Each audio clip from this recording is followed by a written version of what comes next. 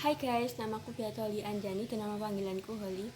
Di video ini, aku bakal ngasih materi ke kalian tentang Wondo. Sebelumnya aku mau jelasin dulu kalau Wondo itu adalah salah satu subbab pewayangan kesenian daerah kelas 9. Nah, Wondo itu apa sih? Wondo itu adalah raut muka wayang yang menggambarkan karakter dan penggolongannya. Fungsinya sebagai pemberi jiwa-jiwa wayang dan sebagai pengekspresi karakter atau sifatnya. Wondo ini dibagi menjadi dua, yaitu Wondo Putih sama Wondo Putra. Aku bakal bahas yang putri dulu. Wondo putri ini dibagi menjadi dua lagi, yaitu luruh sama lanyap. Nah, yang luruh ini dia tuh memiliki ciri-ciri berhidung mancung, wajah menunduk, tidak memakai perhiasan, dan dia itu memiliki wajah yang tenang. Contohnya tuh kayak Dewi Drupadi sama Woro Sembodro. Aku bakal jelasin dikit-dikit soal tokohnya biar kalian juga tahu.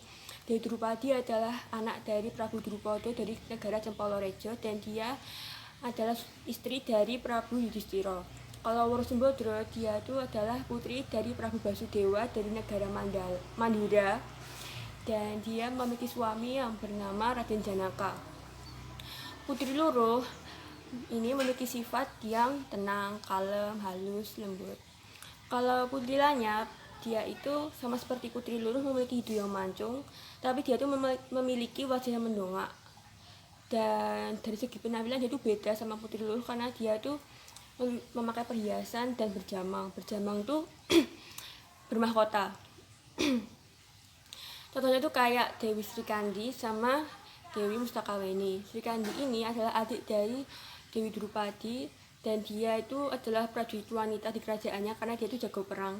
Kalau Mustakaweni, dia itu adalah anak dari Prabu Bumiloka, dan dia adalah istri dari anaknya dari Raden Janaka. Jadi dia tuh punya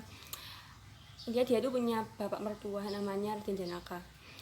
Nah, di putri lanyap ini dia tuh memiliki sifat yang cerewet, ceriwis, terus dia tuh berkemauan kuat. Jadi dia kalau pengen sesuatu, dia mengusahakannya dengan sebaik-baik mungkin, dan dia tuh memiliki rasa percaya diri yang tinggi. Jadi dia tuh kadang-kadang agak sombong karena rasa percaya diri yang tinggi itu. Nah, aku udah bahas yang Wondo Putri ini. Aku bakal bahas yang Wondo Putro. Wondo Putro ini dibagi menjadi alus dan gagah. Aku bakal bahas yang alus dulu. Yang alus ini dibagi menjadi dua lagi, yaitu luruh sama lanyap, sama kayak yang putri. Putro alus ini memiliki sifat yang sama kayak putri luruh. Jadi dia tuh memiliki sifat yang kalem, yang sabar, yang lembut, penyabar. Nah, contohnya tuh kayak Abimanyu sama Bambang Irawan. Abimanyu ini adalah anak dari Raden Janaka dengan Woro Sembodro, dan dia mempunyai anak yang bernama Parikesit yang nantinya akan meneruskan keturunan Pandowo. Kalau Bambang Irawan, dia juga anak dari Prabu Janaka tapi dengan Dewi Ulupi.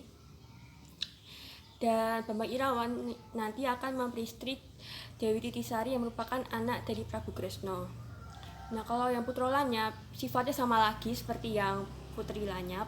Dia tuh memiliki rasa percaya diri yang tinggi, terus berkemauan kuat, cerewet, ceriwis. Contohnya tuh kayak Adipati Karna dengan Kresna. Nah, mungkin kalian bingung kenapa aku masukin Prabu Kresna ke list, karena Prabu Kresna kan dia kan titisan dewa, jadi dia pasti sering memberikan petuah kepada Pandowo dan tokoh-tokoh yang lain. Jadi sebenarnya tuh cerewetnya tuh bukan cerewet yang negatif, tapi lebih ke cerewet yang positif. Kalau yang Adipati Karna, dia kan anak dari Batara Surya dengan Dewi Kunti, jadi dia pasti mewarisi kekuatan dari ayahnya kan. Jadi itu mungkin yang bikin dia agak sombong kalau sama lawannya.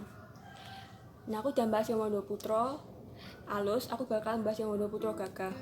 Nah, yang gagah ini dia tuh pembagiannya agak banyak, jadi aku bakal jelasinnya agak akhir. Nah, yang Wondo Putro ini adalah versi lengkap dari wayang Putro. Jadi dia tuh berjanggut, berkumis, terus memiliki perhiasan yang banyak. Jadi dia tuh memakai perhiasan yang banyak. Jadi dia kalau pakai kalung tuh dari sini sampai sini, terus dia tuh berjamang 3 lapis guys. Jadi dia tuh mahkotanya emang besar banget. Terus contohnya tuh kayak Prabu Basudewa sama Baladewa.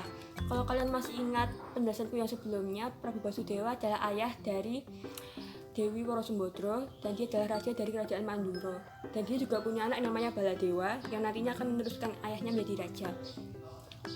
Menurut sifatnya, Putro gagah ini dibagi menjadi 5, yaitu gagah celengan kedondongan, Gagah Gusen Pregesan, Gagah Gusen Bancihan, dan Alus. Kalau Gagah Telengan ini, dia tuh memiliki sifat yang teguh dan berpendirian kuat seperti Werkudara dan anaknya Gatotkaca.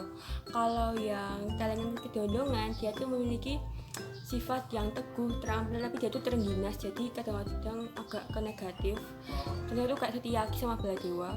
Kalau yang Gusen Pregesan ini dimiliki oleh semua watak jahat di cerita pewayangan, terutama yang tokoh utama antagonis. Contohnya tuh kayak Dasamuka dan anaknya Kumbakarna. Nah, kalau yang Gusen Bancihan, dia tuh memiliki wajah yang meringis, jadi karakternya tuh nggak kuat. Jadi kadang-kadang dia tuh pihak yang baik, yang jahat, pelin-pelan gitu. Contohnya tuh kayak Dursasana, terus Buriswara, juga Destarastra. Kalau yang kelima, Alus, ini beda sama yang Putri Alus luruh. Karena kan yang putri kan baik, kalau yang itu licik. Contohnya tuh kayak Sengkuni. Nah, aku kan udah bahas yang Wondo Putri sama Wondo Putra, aku bakal bahas yang raksasa. Kenapa aku bahas ini yang paling akhir? Karena aku sendiri juga sedikit dapat info soal yang raksasa. Aku cuma dapat 3, yaitu Cakil, Butoterong, sama Harimuko. Kalau yang Cakil, dia tuh memiliki mata yang kerip-kerip, hidung yang melengkung ke atas seperti haluan perahu, dan dia tuh memiliki gigi yang menghadap ke depan sampai ke bibir atas. Dia tuh memiliki sifat yang pandai, terus tangkas, pemberani, pandai berbicara, tapi dia tuh kejam sama serakah. Kalau yang Buto Terong, seperti namanya, dia memiliki hidung yang besar seperti terong. Jadi kalau kalian tahu Squidward-nya SpongeBob itu nggak jauh beda. Dan dia itu memiliki bahu yang tinggi sebelah, bergigit dan bertaring, dan dia tuh bersuara sengau. Kalau Harimuko, dia itu adalah versi elit dari yang 2 sebelumnya, karena dia itu berjamang dan memakai perhiasan. Dan dia itu bergigi besar, bergigi dan bertaring. Nah, kalau kalian belum tahu, Prabu Harimuko ini adalah saudara laki-laki dari Dewi Ombo. Nah, kalau kalian yang ngikutin Mahabharata, kalian pasti tahu kan karakter Ombo itu kayak gimana, Dewi Ombo. Nah, sekian materi yang aku berikan kepada kalian. Semoga bermanfaat dan menambah wawasan kalian tentang pewayangan. Kalau ada salah kata dan salah pengucapan, mohon dimaafkan. So, thank you dan bye-bye.